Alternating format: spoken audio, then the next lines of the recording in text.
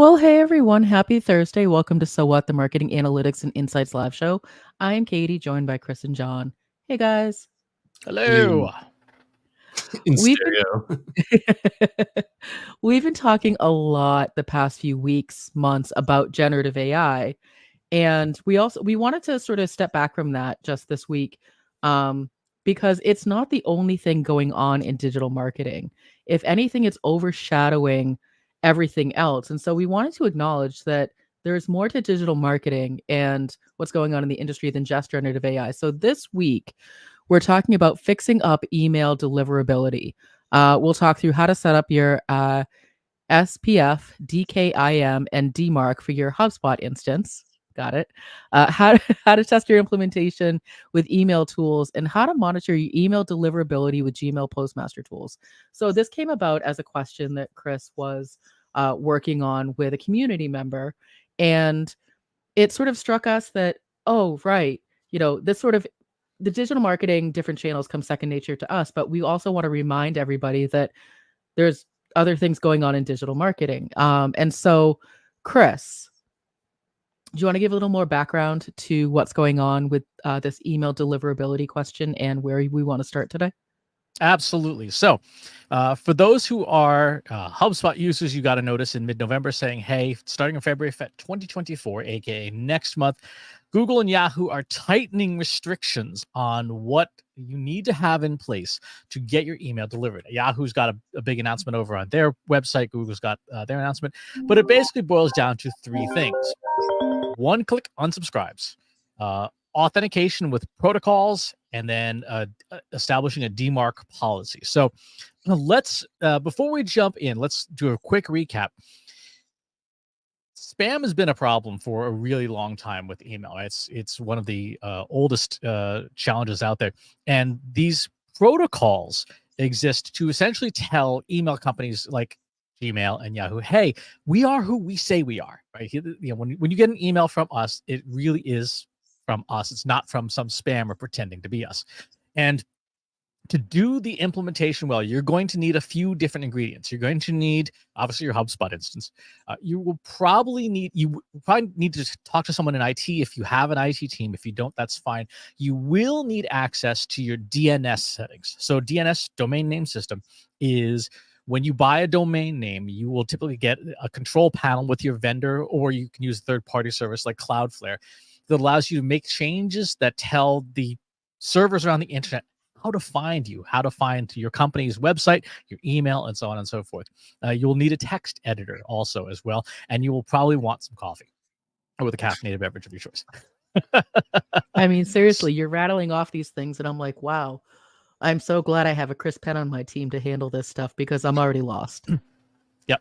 So SPF stands for Sender Policy Framework. It is a text string that is in your DNS that says, hey, here's places we are sending email from, right? So I'm going to go over. So at Trust Insights, we use a company called Cloudflare. There's a free plan. We're on the free plan that you sign up for it, and then you tell wherever it is you bought your domain name, hey, I'm using Cloudflare now. They have a sign up steps to migrate over to their system. I like this because I just like having everything in one place, but it doesn't matter.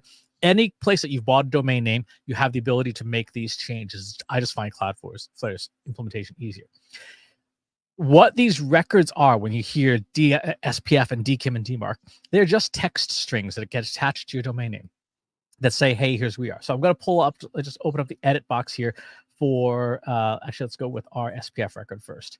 You can see it's just a piece of text. And this piece of text says, here's where we are sending email from. So let's start with your HubSpot instance itself. In HubSpot, they actually provide some very good documentation on how you use DMARC policy, how you use an SPF record, and how you set up DKIM. Within your HubSpot instance, if you just go to the settings in your Hub, you click your icon, go to settings, go down to website, domains, and URLs.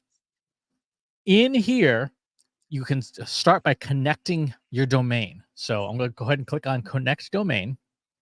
And we want to do an email sending domain. So this is not for your landing pages and stuff. This is for email sending. Now, I will also caveat, we are only on HubSpot sales. We do not use HubSpot marketing. I believe HubSpot marketing, there's more options, but either way, you want email sending.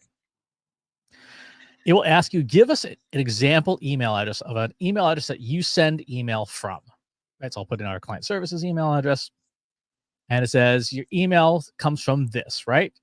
That is correct. So it says, it essentially goes through and does a connection, and it should show up here as a connected sending domains. This takes care of the domain key identification protocol, DKIM, right? That's pretty straightforward for getting that connected. The next thing we have to do is we have to adjust the SPF record. HubSpot will give you a hint about how to do that. If you click on advanced options, the bottom is SPF record. Just hit copy on that, and now pull up your text editor.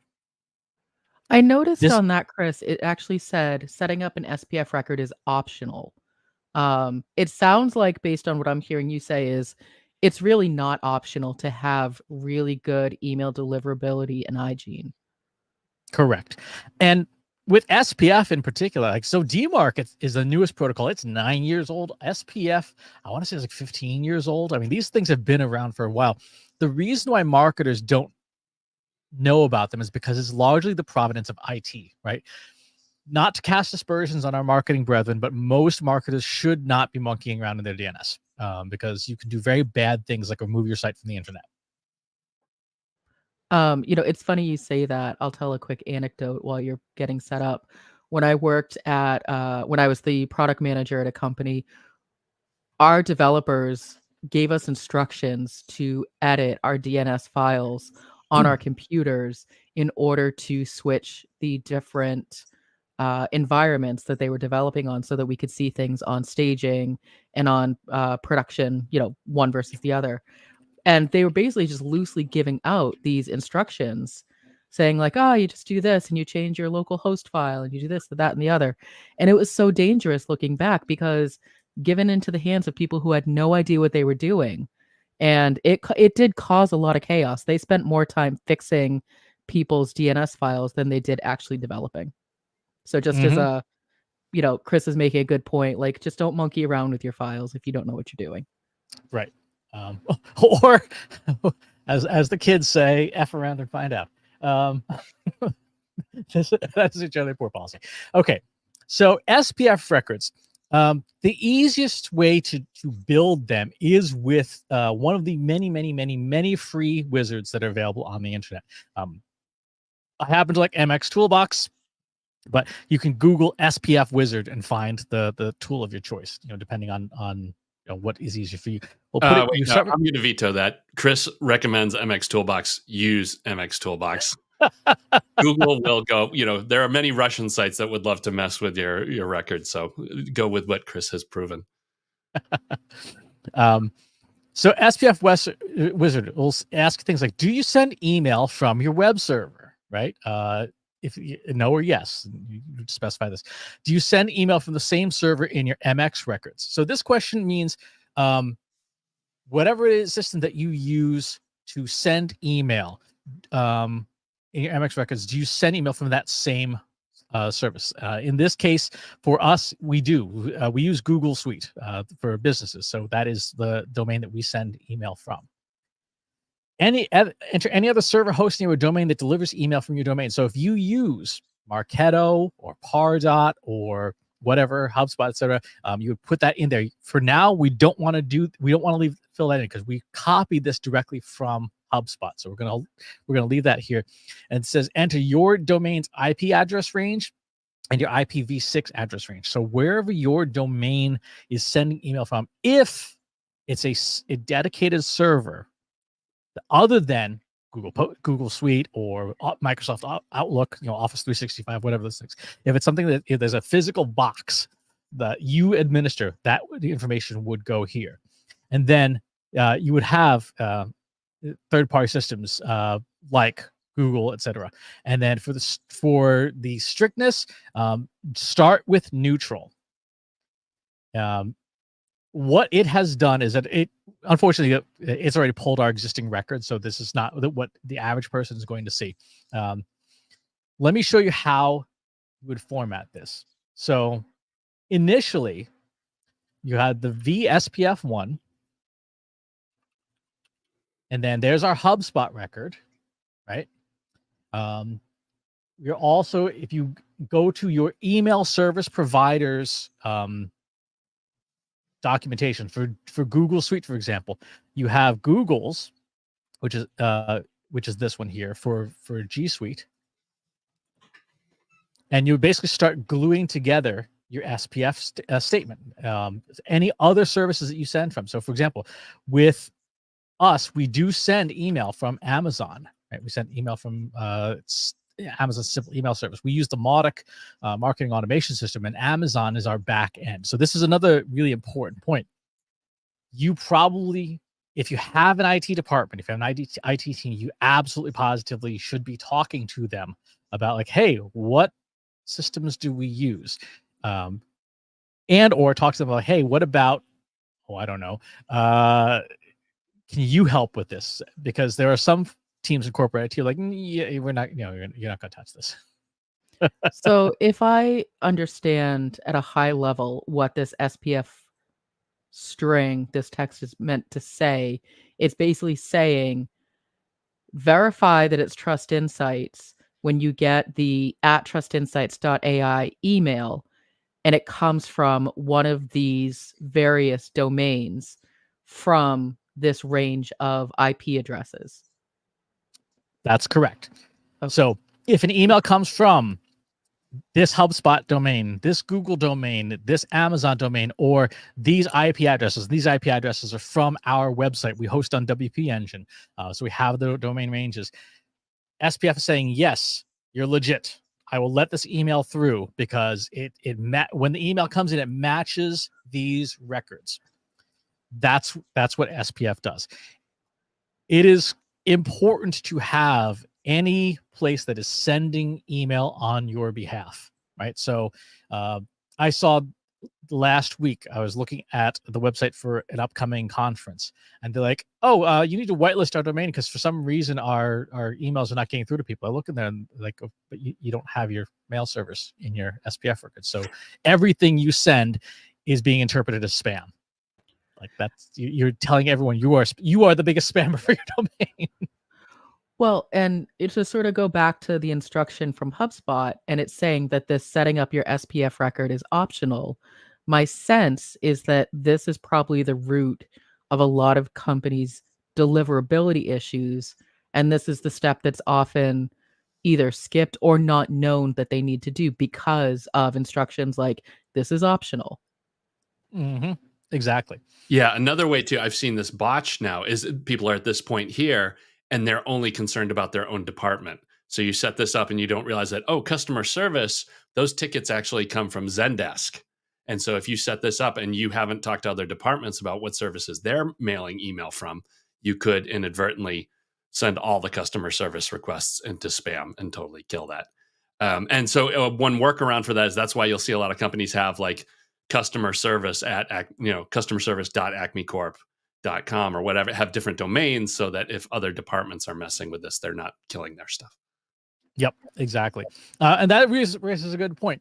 If you have a mail subdomain, it will probably have its own SPF records, or it should, because one of the things that's a best practice for larger corporations is your marketing emails should come from a separate subdomain than your customer service emails, because if marketing misbehaves and gets crap listed, at least your customer service and transactional emails will still get through.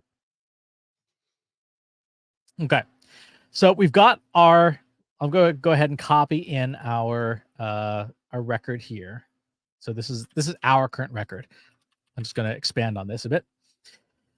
We're actually going to make a change to our record. You'll notice it says include HubSpot email.net. HubSpot gave us this very specific include, and we're going to replace that in ours. And the reason for that is you don't want other people with HubSpot instances pretending to be you. So we're going to swap this one in. So we're going to take this whole string. Now in your domain name system, if this record were not here, I would say we're going to add a new record. The type of record is a text record, right? And then from there, you're going to choose your domain name as your as the name of it. So trustinsights.ai, and then the content is that SPF record. I'm going to hit cancel here because we already have this, and you don't want to double up records. But I am going to replace our current content with that change to the HubSpot one. I have the time to live set to 2 minutes, which means that every 2 minutes, it's going to go through the worldwide DNS servers will take a look at this and say, hey, has that changed? So if you had this set to, say, 5 hours, for example, if you make a change to this record, it will take 5 hours for that to propagate around the internet. But set to 2 minutes, it will do its thing. If you're using a service like Cloudflare, there's a good chance you can just use auto. I just chose 2 minutes because I want things to be updated sooner rather than later. Yeah, right. Remember that's not how fast do you feel it should propagate. It's when it hits the fan, how fast do you need to be able to clean up? Exactly. Right. Because if you've screwed up and set that to a day and you screw something up, now you have to wait a day for it to fix. But by keeping it down at 2 minutes, hopefully you're going to get a life raft faster. Yep. So Chris, we have a question regarding what you've been talking about. So when I am setting up my domain for emailing in HubSpot, it is asking me to update my DNS records. Is that going to mess up me getting my email through Gmail? So that's a good question. Receiving email is different than sending email. So for sending email, the SPF record update, which is what we're doing now, is the primary mechanism that you're going to work on. You will also notice should notice in your DNS, there are things called MX records. This is the mail exchange records. These are to receive email. So again, we use Google Suite. So you can see that we have 5 different MX records here that say, hey, when email comes into the trustinsights.ai domain, where should that email be routed to? And we have, essentially Google's 5 different servers. They tell you to when you're setting up Google Workspace. So when you update your SPF record, as long as you don't touch your MX records, there will be no change from how you get email today. Okay. All right. So that's SPF, and if you do it right, then it's literally just one line of text that goes in your record. So we've done DKIM from inside HubSpot itself. We've done SPF. Now we need to go and do our DMARC record. The DMARC record is a third protocol. So DMARC is, again, it's another authentication mechanism that says, hey, when email comes in, verify it's from us. Again, do Google search for the DMARC wizard of your choice. I like to use the DMARCian. DMARCian is a company that provides DMARC services. I don't use their services. I just use their wizard because it's a pretty easy wizard. So the wizard is pretty straightforward. What email do you want to create a record for? Let's do trustinsights.ai. Before you do a DMARC record, you must have SPF and DKIM done. It is reliant on those 2 protocols. So you cannot do this first. All right, what kind of DMARC policy record do you want? So one of the things that DMARC does is it specifies where questionable email should be sent, right? So there's 3 settings. There's like permissive, quarantine, and reject. In general, people should start with collect data. However, one of the things that was discussed in both the Yahoo and the Google statements was they may be looking for less permissive DMARC implementations. They want to see DMARC implementation, period. So you're going to start with collect data. Eventually, you'll probably move to quarantine. We actually ran into issues with this with QuickBooks. So at one point, Katie was sending out an invoice from QuickBooks, and it didn't match our DMARC records, and so those invoices just went into a black hole. We fixed that by adding QuickBooks to the record senders. But so you definitely don't want that to happen. You want your invoices to go out on time to the right people. Exactly. Which, again, is one of those things where having your administrative emails separate from your marketing emails, it could be a good thing. Okay, where do you want your aggregate reports sent? So you need a working email address to put in here that will receive emails from ISPs that will say, like, hey, this is what we see. again, this has to be a working email address. And I strongly recommend if you have the time to do so, set up a separate inbox, because the amount of email you get is gargantuan. So we use the Trust Insights. We have a newsletter mailbox for this. And just to give you a sense real quick here, let me close my sidebar here. Oops, that's the wrong button. There we go. You get hundreds of notifications per day in this inbox. And what's in these emails is essentially log files. So these log files are coming in from the different services like Google and Yahoo and everybody else saying, hey, we got this email. Here's, it says, your domain has a DMARC record set up. Here's the return address. And so you should probably read this and make sure everything is good to go.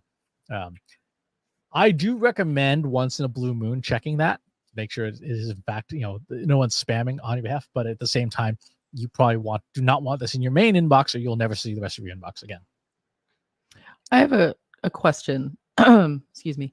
I remember when I worked at that same company that allowed us to edit our own DNS records, which was in our local host files. Once a week from IT, we would get a request to log into a portal that basically had we had to manually whitelist and blacklist emails that were coming in through our system. And so basically, because the name of my company at the time had 2 X's in the name, it often got marked as spam. But then that meant also emails coming into our system were getting flagged and quarantined. So we would log into this quarantine system. Excuse me. Is that something that, do you think companies still do that? Is that very old school? Like, has it evolved? Has email deliverability evolved to where you shouldn't be going through a system weekly to unquarantine things? Oh no, the companies still do that. Even goodness. Google Workspace still does that. In fact, Google Workspace, I as a system administrator get messages saying, hey, this email has been quarantined. I even get notifications about outgoing emails saying, hey, this looks suspicious. John has sent a couple of suspicious looking emails, at least according to Google. And I always have to go into the system and say, release this, it's fine. John's just asking you to hire Trust Insights. Oh, I always mark John as super suspicious. This is super fun. Okay, so let's put in, I'm going to go ahead and put in newsletter at trustinsights.ai as our aggregate report mailbox. Do you want to receive individual failure reports? The answer here is no, unless you are running into deliverability problems where you want to see individual reports. You will still get aggregate reports, and they're big, but the individual reports will give you a report on every single email address that bounces. If you want to make sure that someone in your company never gets email again, set this to yes. Can I volunteer? I guess the answer is no. I mean, you're the boss, so. Yeah. It's awkward. So do you want relaxed or strict? Again, start off with relaxed. You can upgrade to strict later.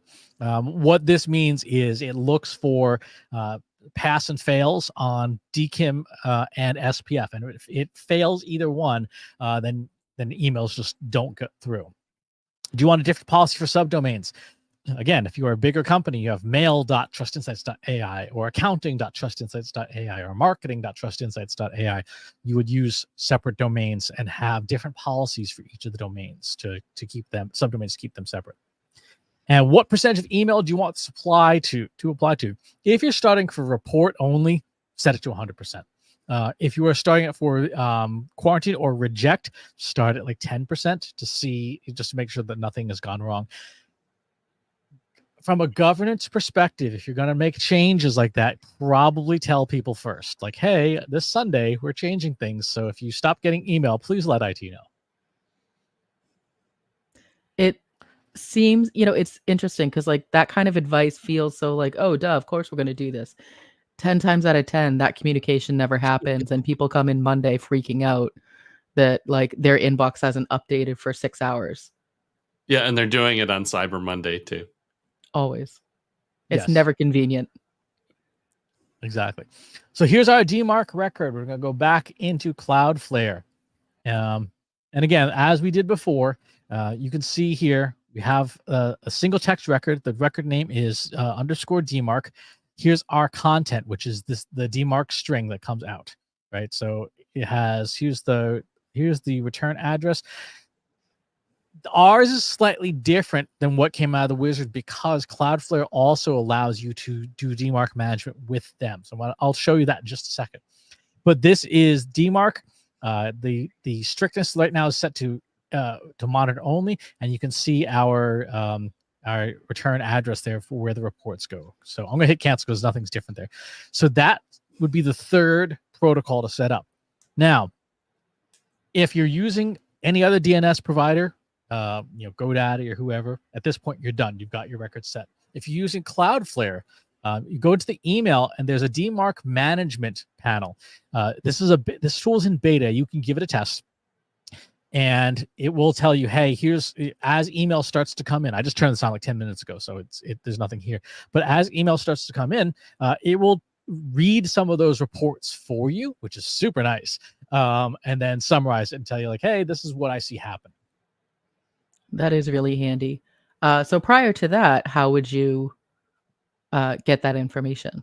You would suffer. Well, I guess I'm asking the question because not everyone's using Cloudflare, and maybe not everyone has the option to turn on features. They don't have permissions.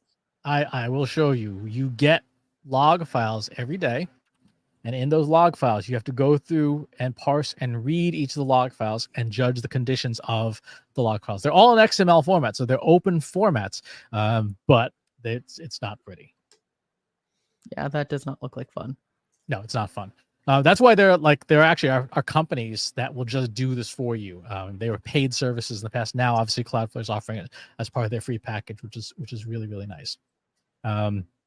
Okay, so you've now gone through and you've done SPF, DKIM, and DMARC, and you've set them up for your HubSpot instance while not blowing up all of your other existing email infrastructure, which, again, I can't say that enough. You've got to work together with other teams if you have them.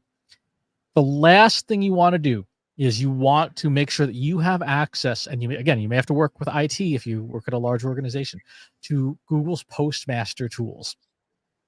Postmaster tools, and we've done a live stream in the past on this, but it's probably worth revisiting, is a free service from Google. Go to postmaster.google.com. You will have to authenticate your domain. You'll have to verify that you are an authorized administrator of your domain. It's a relatively simple process.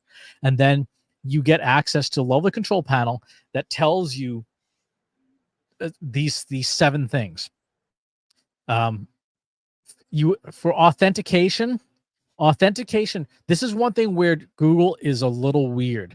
And there are multiple warnings about this from HubSpot, from Mailgun, from all these companies. For whatever reason, Google always shows SPF as a soft fail, and we don't know why, but it is. So if your SPF in Postmaster Tool shows a 0, don't panic. As long as the record is there, and again, you can use MX Toolbox to validate the record is okay. That you don't need to worry about Google's thing. If you see, the thing to pay attention to for Google is the DMARC success rate. If DMARC success is below 100%, you know there's a problem. So this will tell you that Google is seeing things A-okay. Yahoo doesn't have this. I don't know why. They provide no feedback. That's one key part. Another key part of this is, let's go to our spam rate. Google has said, I believe Yahoo said this as well, they're holding people now to a 0.3% spam rate, which means that on your list, fewer they didn't say what aggregate number, but I'm presuming it's probably either weekly or monthly. You must be at a 0.3%, report as spam, mark as spam rate, or lower. So you'll see, for example, here, we brushed with that on December 11th with 0.2, but for the last 60 days, we have consistently stayed below that number. So our list is healthy. Our email services are healthy. We are not annoying people. I probably asked this question on the past episode when we covered Google Postmaster Tools. And if you want past episodes, you can go to trustinsights.ai/YouTube and search for the episode there under our So What playlist. Are there other tools besides Google Postmaster Tools that you can use to do this kind of analysis? MX Toolbox will let you know for like old school blacklists if your a domain or your servers are on anyone's blacklist. So it will say like, hey, we found you on this list. We are not on any blacklists right now, which is nice. But it will say like, hey, you were flagged by one or more of these places. Because you like to talk about regulations, I know the FTC has the CAN-SPAM Act, which they launched in 2003. Where does this apply? And is it still something that's relevant to email marketers in present day, 21 years later? CAN-SPAM was appropriately named because it was Congress's attempt at legislation that was so miserably backwards that it basically told people exactly how they can spam you. And so it is, as legislation goes, completely ineffective. The legislation that is the most strict in the world right now is Canada's. So the Canadian Anti-Spam Law, or CASL, is the most stringent. And essentially, it is very much what we're implementing now. So one click unsubscribe, easy unsubscribe, fast response.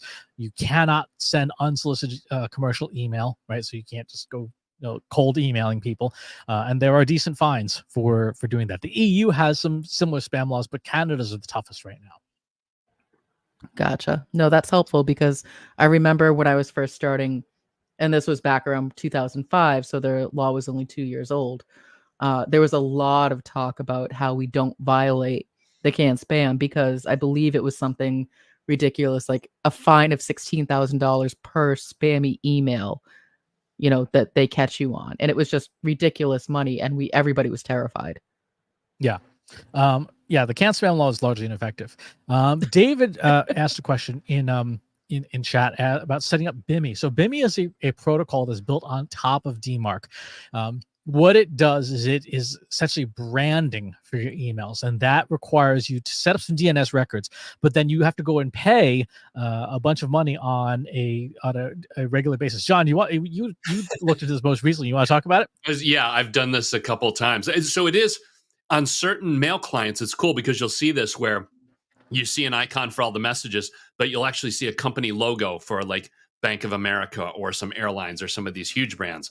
And of course that makes sense because these brands are getting spam so many times. Like you get all these things in your inbox about how, your Bank of America account needs you to log in. And I'm like, I don't even have a Bank of America account. How can this be happening? And so BIMI is basically kind of the cream of the crop, but unfortunately it is priced accordingly. I think it's something like last time I looked about a year and a half ago or so around there, it was like $5,000 a year for that certification. And then there's some other fees too that go into it. I think like for each brand you want to have in there, there's more cash on top of that. So that's pretty much, if you have a 20-person marketing department, you're not going to notice it. But for mid-sized to smaller businesses, it's probably way out of your budget. There's better things you can do with the money. Exactly. So the big thing to remember here for Postmaster Tools is you do want to keep an eye on your authentication rates and make sure that they're not like going downwards. And again, remember that SPF does not work for whatever reason within Google. And then you want to look at your mark as spam rate. How many people are marking you as spam? And you want to keep that to 0.3% or lower. So 0.001 of a percent or lower, because that's what the new threshold is. So if you do all these steps, so SPF, DKIM, DMARC, and then monitor in Postmaster Tools, and you have your email service provider provides the one-click unsubscribe mechanism, you will be okay. I will warn you right now, B2B marketers are going to experience a lot of hardship with these changes, because one-click unsubscribe is something that it can be very problematic.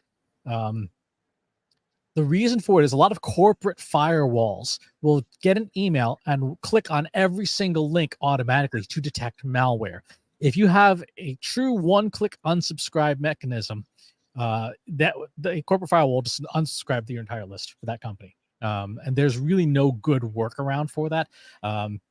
The better implementations of that are, you go to one click takes you to an unsubscribe page and someone just confirms that they want to unsubscribe. And that is better. That remains to be seen whether or not that's the implementation Google's looking for. Google also says looking for the list unsubscribe header, which is programmatically sent behind the scenes. And if in Gmail, if a company has set that up properly, there'll be an unsubscribe from this list button inside the Gmail interface that will send the appropriate data to the sender. HubSpot says they're going to be implementing it soon. You will have to check with your vendor of choice as to how that works. But most marketing automation software that it's reputable should support that. So if I can sort of summarize where we're at a little bit, am I understanding correctly that to do your deliverability hygiene and set up correctly, it doesn't all happen through one single system? So if I set up my CRM, then I look in my settings. The settings aren't advanced enough to be able to confidently send emails through that system and know that they're going to get through to my customers. Correct. If you have multiple vendors or tools that are sending email, you have to, as we did, kind of Frankenstein stuff together so that you account for all the sources of email in your organization in one single SPF and DKIM setup. If you don't do that, then yeah, it's going to get not pretty. Well, and it sounds like even if you have a very simple tech stack, so let's say you're just using Google Suite and you're just using HubSpot, for example, those are two different domains that you could be sending emails from. And so you still want to go through this process, even for a very simplistic tech stack. Yeah.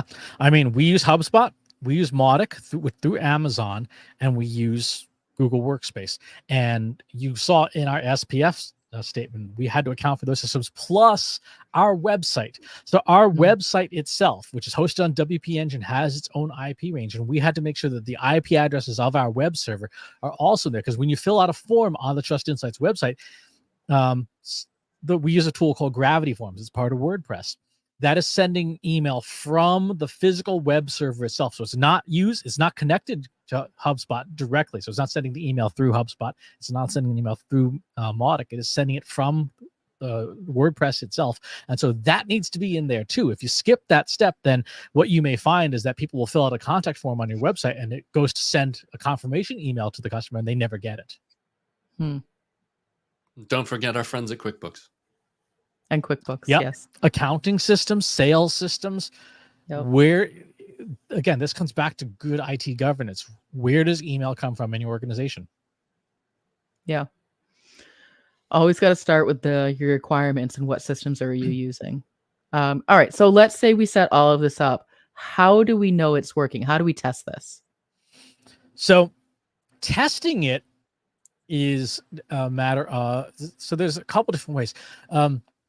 One straightforward way is to set up a consumer mailbox on most systems, a Hotmail address, a Gmail address, a Yahoo address, and check them, right? So subscribe into your lists and then see like, hey, did our test accounts get those emails?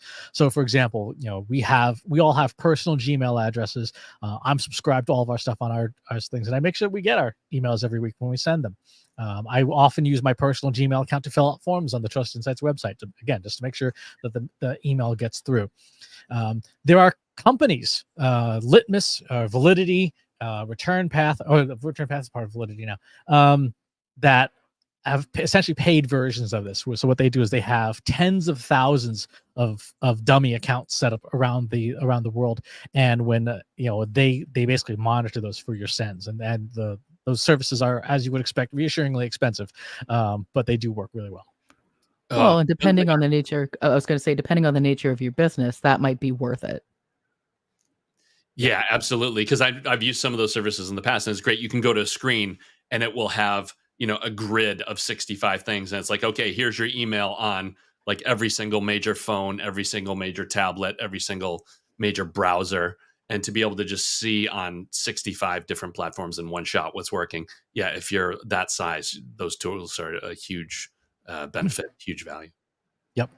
And with Postmaster tools, it should be someone's job in your company or on your team to check this console and spam rate and authentication rate once a quarter, once a month. Depends on how important email marketing is to your company, right? So if email marketing is a critical part of your business, then you should check this console accordingly. I check it once a month. I just go and look at it and go, that's weird.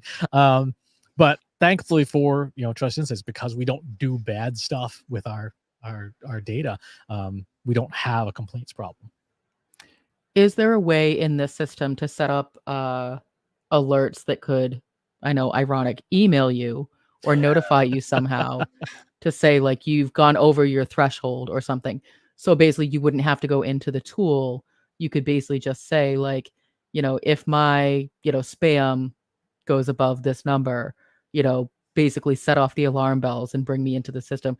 Because I hear what you're saying about like, for us, we don't send a lot of email, outside of our normal client communications, that kind of thing. So checking it once a month is fine for us. But for companies that are doing big, heavy email marketing programs, enterprise-sized companies, even businesses that are just starting, they have to check it a little bit more frequently. Not for this tool in particular, but again, when you pay a company like Validity, they handle all the monitoring and reporting for you. And I remember last time I worked with Return Path, which is a while ago now. It was something like $10,000 or $15,000 a month. Oh, so nice and affordable. If you're Amazon, that's like pocket change. So you will find that in the couch cushions. No, that excuse me, that makes sense. We have another question, and I think this is a good place for us to start to wrap up. If you are a solopreneur or freelancer and don't have an IT team, which a lot of companies don't, or individuals don't, is there a company you would recommend who can help set these things up for us or keep us in compliance? No. I'm going to go ahead and say trustinsights.ai/contact.